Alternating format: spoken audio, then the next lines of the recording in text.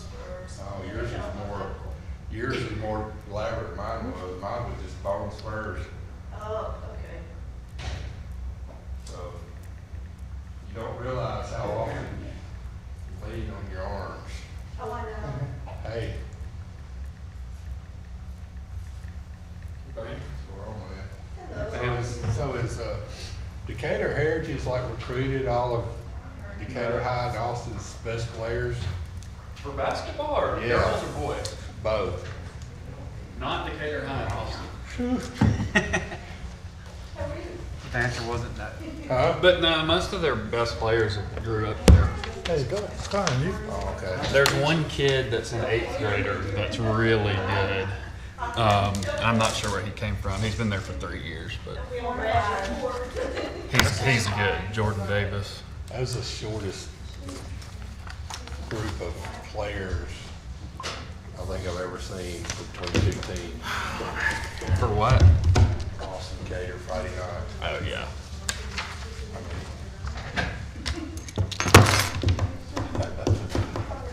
I asked Steve, I went with Steve Gardner and I asked him, I said, is FOA stopping the their growth in this city?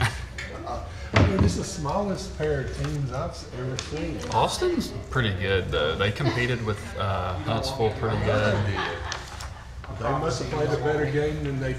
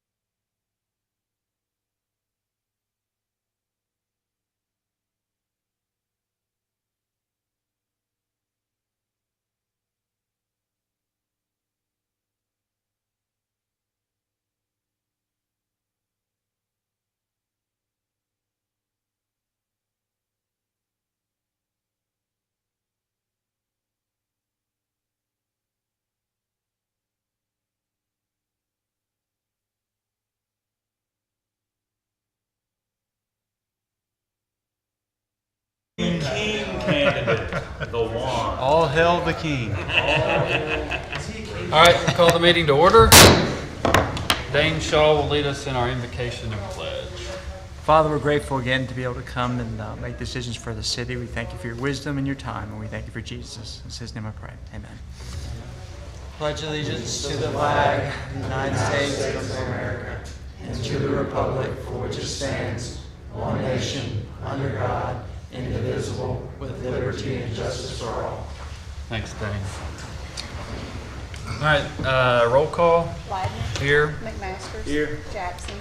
Pike. Here. Pepper. Here. All right, we just got one item on the agenda, resolution 23004, approve revision of the city's job classification and pay plan approved by the personnel board.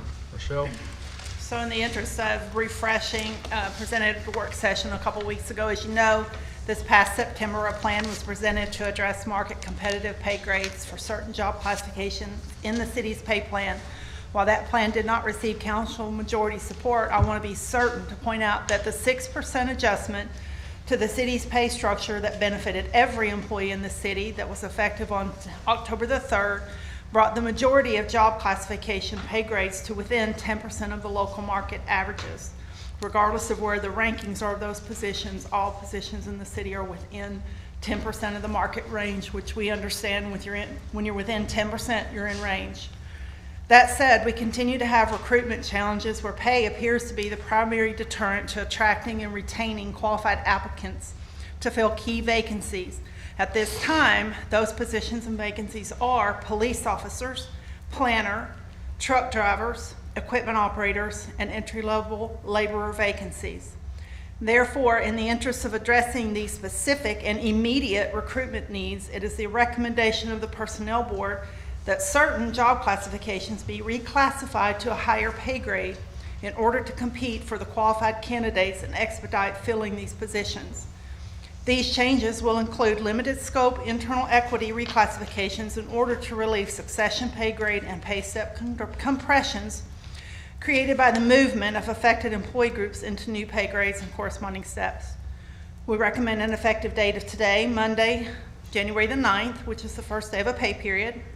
We've calculated an annual recurring cost of about $798,000, which is an approximately 2.2% increase to the FY23 budgeted salaries and benefits. And we believe this additional cost for FY23 will be absorbed within the existing budget. And therefore, that's what we're asking. And I presented the pay scale adjustments to the council at the last meeting. It's on the agenda. And I will take questions or. So moved. Second. Motion by Mr. McMaster, second by Mr. Pepper. Any discussion? I was going to point out one question that was asked at the last meeting by Mr. Pepper was how many actual people in the police department would get a raise, and I believe it was 94. That is correct. Okay. All right, any other discussion? And this was brought before the Personnel Board for recruitment specific. It is specific to recruitment. Okay. All right, anything else? You ready to vote? Roll call. Ladner. Aye. McMasters. Aye. Pike. Aye. Pepper. Aye. All right, resolution 23004 is approved 4-0. Thanks, Rochelle. I did want to point out one thing, and it was from the Personnel Board meeting. Chief Springer stood up in the meeting and gave some good information, I think, to the Personnel Board. I responded, I think, in that meeting that Chief Thornton and I had met the week prior to address some of those concerns. I felt like we had a pretty productive meeting and put the ball back in your court to bring something to us, and you told me after the new year you would do that. So just wanted to point that out, that we have had good ongoing discussions with you guys and your team about how to move forward with that. So, and that was said during the Personnel Board meeting, so I just wanted to And reiterate that. those recommendations would need to come to the Personnel Board Yes, first. and we know that. But. All right, any other discussion before we adjourn? All right, we're adjourned. Thanks.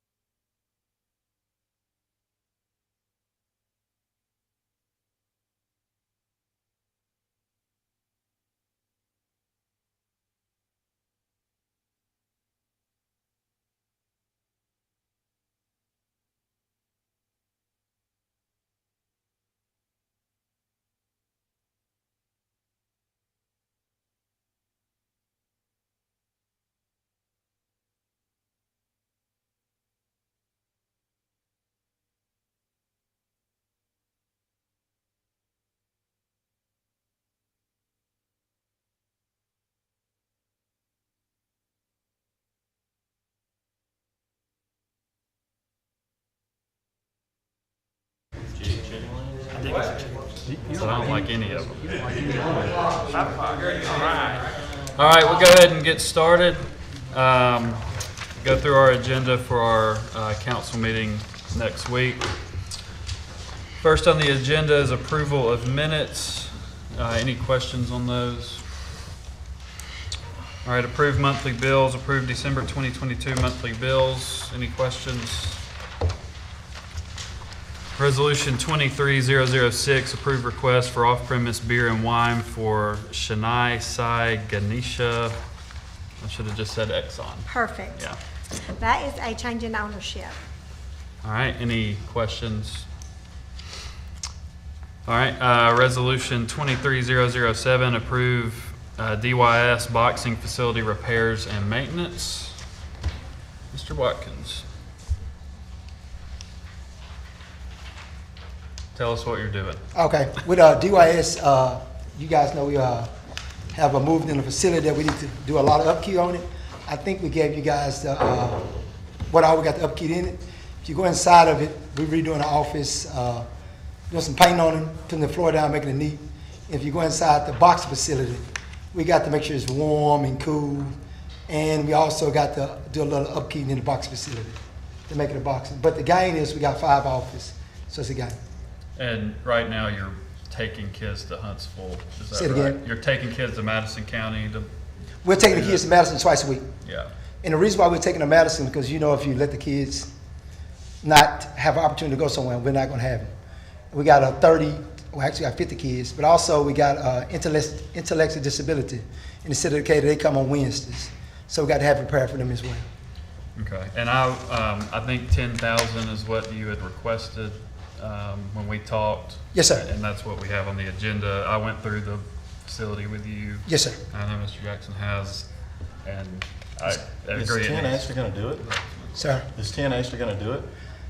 We did a budget with it. It was enough for us. We're going to do a budget with it, so we worked it out. We did got more to be even better, but we took the budget and worked with 10,000.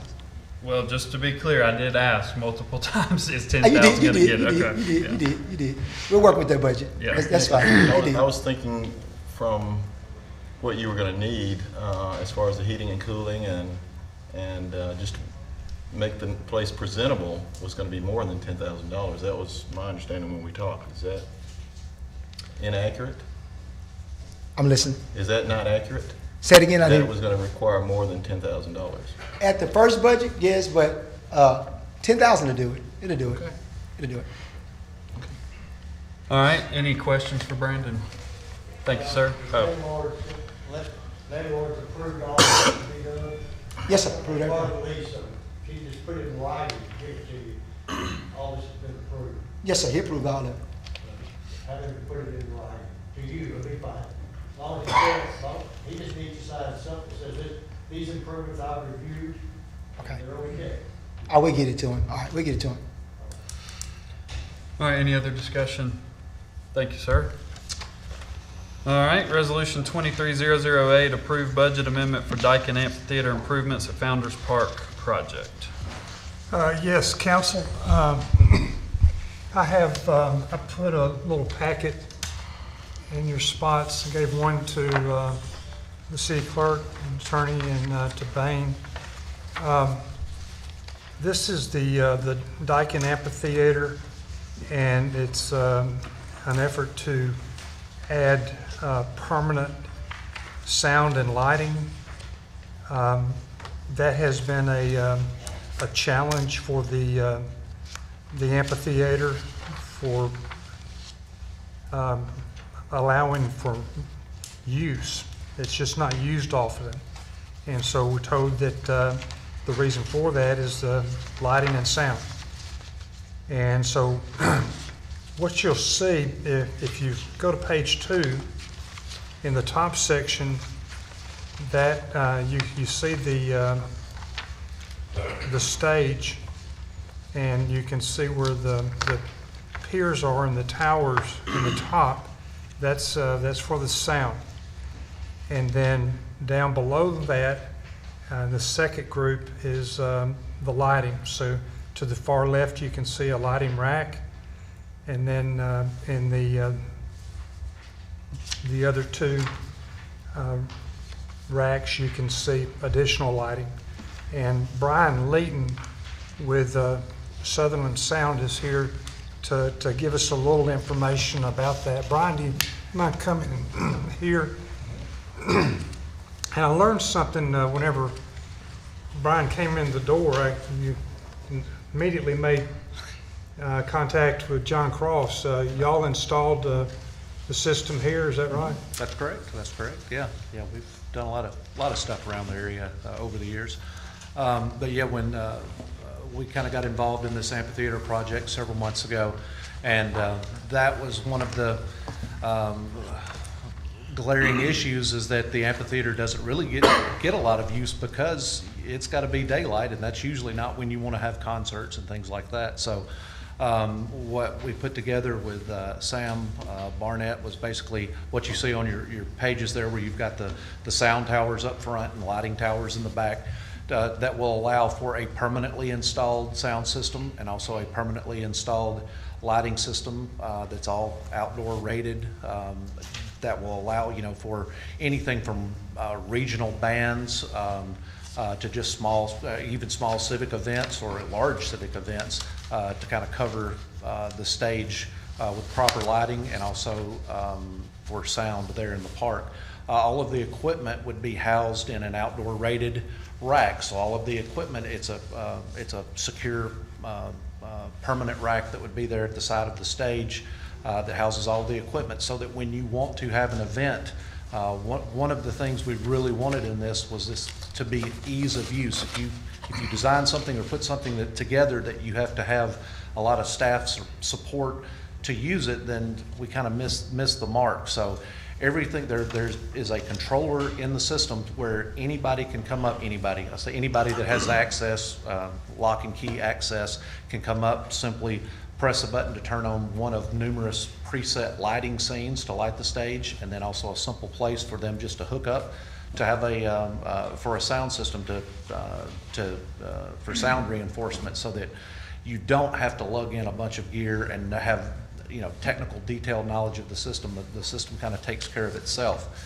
Now, that being said, it also has the provisions for when you have larger groups come in that want to use the facility, where they can basically take over the system and do the show like they want to do the show. So it allows for ease of use, but it also allows for complex use when you do have the larger events and you've got a band that has technical people with it to do that. So that's kind of a quick overview of what the proposal is there. Is that any other things? Yeah, Brian, Yeah. when you say it's kind of a plug and play, Mm-hmm. how often do these sound systems remain current? And is it, if you've got a regional act, say a 5-piece band versus a theater production, is it the same? And how often are we seeing venues who have to rent specialty sound equipment, even if they do have Right. in-house sound equipment? Right. Lifespan on, I would say, lighting and sound on this would be 10 to 15 years, as far as, just until technology changes. And even at that, you're kind of to the point where it's still, yes, it's time to update. The difference when you see, it's kind of hard to, let's think of a regional band, something like that would come to, like somebody that you would book for 4th of July festivities or something like that. Their requirements, they have a technical writer usually when you book a group like that. Their requirements are usually fairly simple. They want to see what kind of equipment you're providing and that it's of a certain quality, which is what, we're kind of used to that in this industry, of knowing that these are things that are going to be rider friendly. That would be different than, say, this would never happen, but let's say Taylor Swift wanted to put on a concert there. Her list of requirements would be completely, they would have to bring in their own stuff. She would never even agree to perform something like that. So again, this is geared towards, I'm trying to think of a band that would be similar to that. Somebody like 38 Special or Marshall Tucker Band, that sort of thing, where they don't have to bring in tons of gear to do that kind of stuff. Again, that more in that civic-minded type, especially acts that you know that the city would approve being on stage. So that kind of is the scope as far as the limitations of this system. And you think that this sound system would cover 95% of any regional act's needs? Yes. I mean, that's, it's not over the top because we do have to kind of be mindful of the area that we're in, with other business and stuff like that. But our goal was to kind of cover a crowd of that 5,000 to 8,000 people. That's probably about the limit of what you could fit there in, on the lawn. Everybody kind of spread out. So we're in that 5,000 seat range, 5,000 attendees range. And what about the lights? Do they have about the same type of lifespan? Yes. So the total project cost is gonna cost $631,000. That's with the construction. That's with That's the Construction. construction, that's the Lighting and towers sound. and everything, yes. Okay. Yes. I think Mr. McMaster's covered most of my questions, at least for you specifically. Okay. Do you have a breakdown of what all equipment is included in your bid? Is that something we could get a copy of? I Or do, like an yes. equipment Yeah. list? I can get a That'd be copy useful. to Brent, or to you, Yeah. okay. Yeah. Thank you. Okay. And of course, Kyle, this is not budgeted. No, sir, the only thing budgeted, or the only thing to consider is the donation received, I think it was in 2020, we had from Dyton, and it's down to 142,500. And the donation was 160. So $508,000 is gonna come out of the general unassigned fund balance? Yes, sir. I've got more, I'll be, direct here, the viability of the park, the infrastructure there, those questions, that's not really related to you, that's a question, probably more so for Jason, and some others that may be involved in this as far as operations, staffing, restroom facilities, traffic, parking, Concession? things of those, concessions, what we're gonna have. Some of that, I'm gonna need to get some answers on some of that prior to the vote. Yes, sir. A lot of money. Go back to your first page, if you don't mind. So y'all know where Church Street is in relation to the amphitheater and the stage. So then there's, I think is that Canal?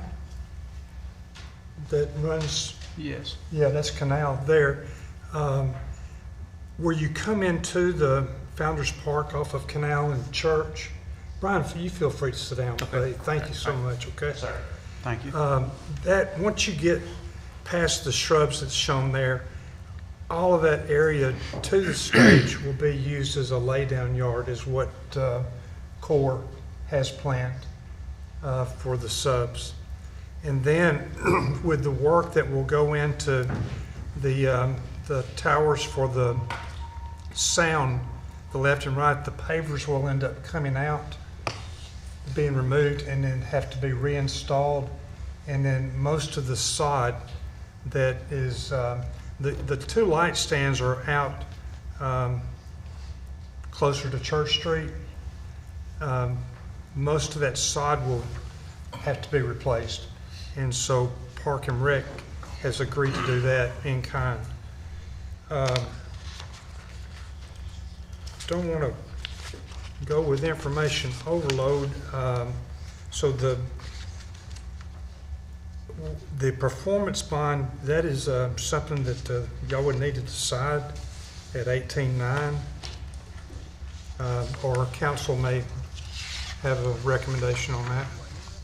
I can't imagine a project over $500,000.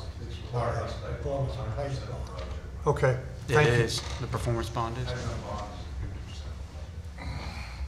Okay, thank you. So then on the last page, you have where it really details it out. So you have the core price, the price for the architectural at $33,000, your performance bond, and then less the Daikin donation. And so the general fund unassigned balance request is $508 and $8. and then we've got some questions to answer.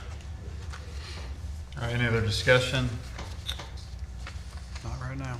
All right, resolution number 23009, approve Upper River Road right-of-way acquisitions.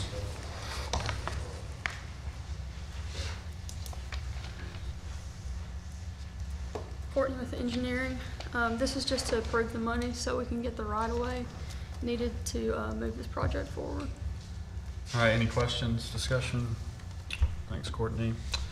Resolution number 23010, award bid number 23003 to replace the roof at the City of Decatur Fire and Rescue Training Center to Johns and Kirksey Incorporated in the amount of $283,400. Yes, sir. We put out bids. We got in 5 responses, with Johnson Kirksey being the lowest at $283,400. This was not budgeted. All right, any discussion? Anything you want to add, or it just needs to be replaced? Roof leaking? They're using buckets. Everybody's nodding their head, so yeah. Yeah. All right, any other questions, discussion? All right, resolution 23011, approve agreement with TTL LLC for Decatur Bridge feasibility study. Yes, Alan Stover, Community Development. This is just our agreement with TTL to do the bridge feasibility study, so we're just asking y'all's approval on this agreement. All right, any questions? Thanks, Alan. Ordinance is first reading. Ordinance number 234547, approve the sale of MUB property located at 516 State Docks Road Northwest. Council President Ladner and council, what we have here for you today is the sale of some property that was acquired by DU for the wastewater system. We have determined that property is no longer available for use for us, and it's surplus, and we would like to sell that. And we had someone to approach us about selling that property to them, so we put it out for public bid and received those bids. We received 2 bids. The highest bid was just over $31,000 for Childs Enterprises, and we've checked with them, and they're good, and so we'd like to proceed forward with the sale of that property. All right, any questions? All right, thanks, Gary. We will have our council meeting next week on Tuesday, the 17th, work session at 9:30 a.m. and meeting at 10. Anything else from directors? Anything else from mayor? No, sir. Anything else from council? All right, we are adjourned.